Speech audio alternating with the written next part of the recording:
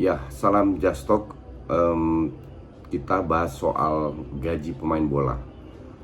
Tapi sebelum ke sana, gue mau mengucapkan selamat Hari Raya Idul Adha untuk saudara-saudari yang beragama Muslim.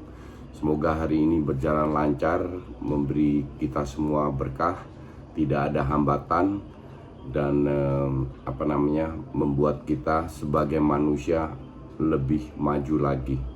Ya, jadi sekali lagi selamat Hari Raya Idul Adha. Ya, kemarin itu gue nonton di film Belanda. Kebetulan gue bisa punya akses di channel Belanda. Ada dokumentasi soal agen, di beberapa agen, dan ada beberapa hal yang menarik yang ingin gue share. Jadi yang di shoot itu agen bukan agen yang ngetop. Itu ada 3 agen, 1 Jerman, 1 Belanda, dan 1 Inggris. Agen yang ya kroco lah kasarnya, pemain-pemain yang nggak ngetop. Ternyata gue juga baru tahu di dunia itu ada sekitar 10.000 agen, oke? Dan pemain bola itu ada 700.000. Tidak semua pemain bola punya agen, karena pemain bola 700.000 itu termasuk yang amatir ya, yang kasarnya lu nggak perlu agen lah. Tapi sebagian besar memang butuh agen. Dan yang Belanda itu karena terlalu banyak agen di di Belanda, jadi dia juga melakukan transfer pemain ke negara kayak Iran, bahkan ke Indonesia.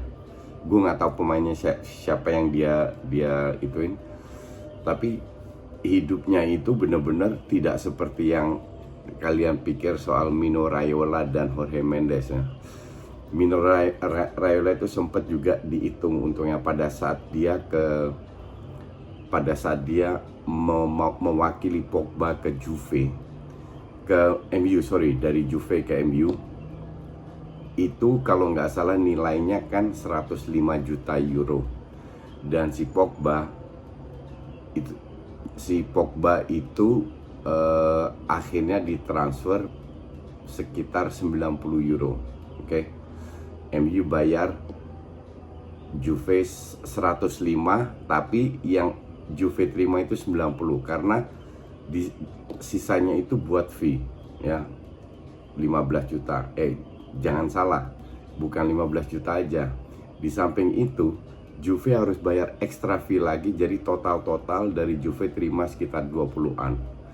Nah, di samping 20-an si MU bayar lagi ke Mino sekitar 15-an juga, 15-20-an. Ada percentage-nya gue lupa. Terus ditambah dia dapat lagi dari gajinya Pogba. Jadi total si Mino Raiola itu terima sekitar 40 jutaan. Hanya transfernya si Pogba loh. Dan itu lebih gede daripada gajinya Pogba di MU.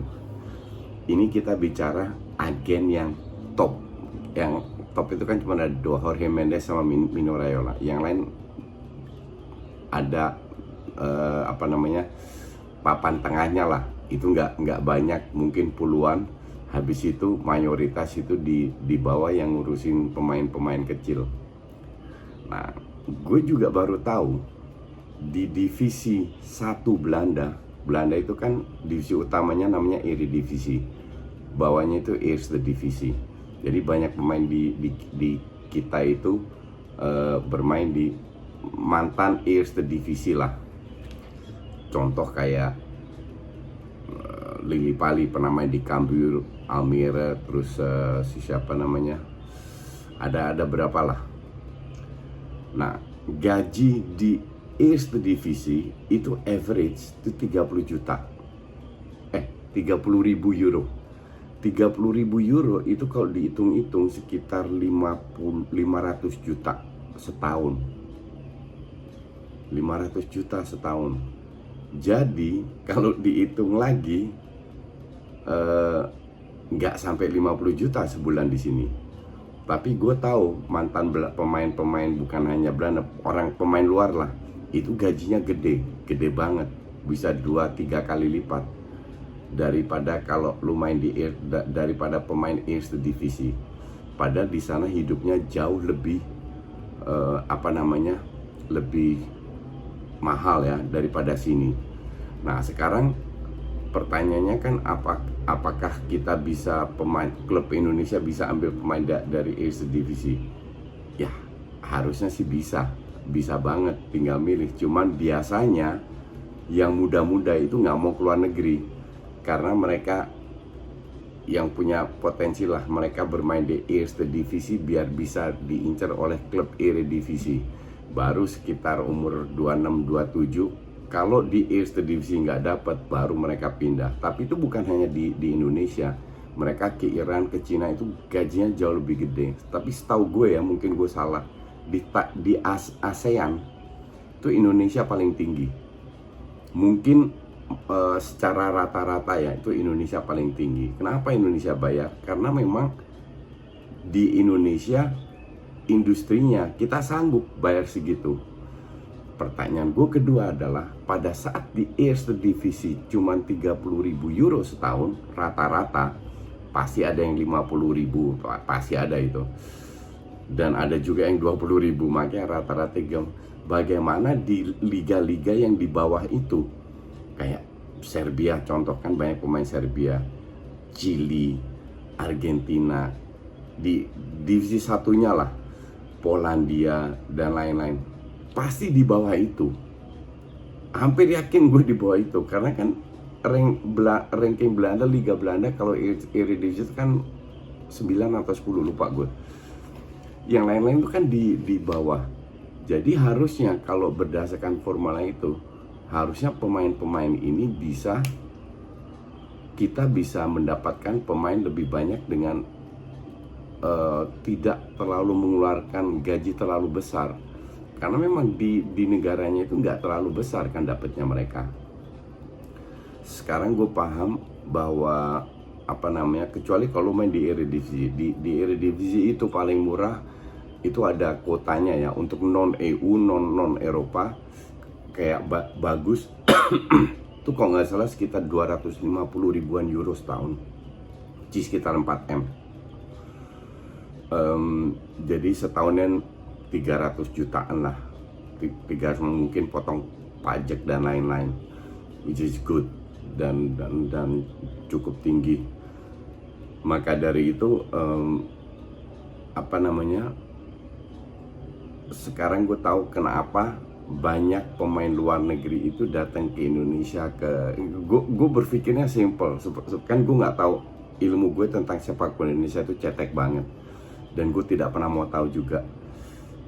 Cuman karena temen gue banyak, network gue cukup banyak yang bermain di sepak bola lokal Indonesia, jadi gue sering dengar cerita, gue yayain aja karena untuk ilmu aja.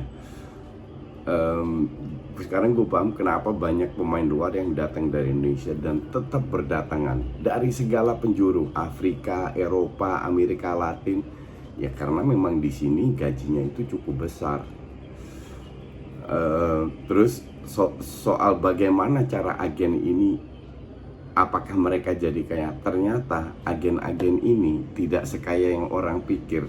Jadi berdasarkan interview itu ya, karena mereka itu expensesnya tinggi. Jadi kalau lu seandainya mau kirim pemain dari Iran, itu cuma dapat 20%. 10%. Jadi kalau gajinya setahun cuman let's say di Iran lah atau di Israel kalau nggak salah, kalau gajinya cuman let's say 70.000, 80.000 euro setahun, dan itu cukup bagus, mereka cuma terima 7-8 ribu euro dalam setahun. Lu nggak bisa hidup dengan segitu. Jadi tidak, sementara expensesnya untuk terbang, hotel, apa kemana, mereka bayar sendiri.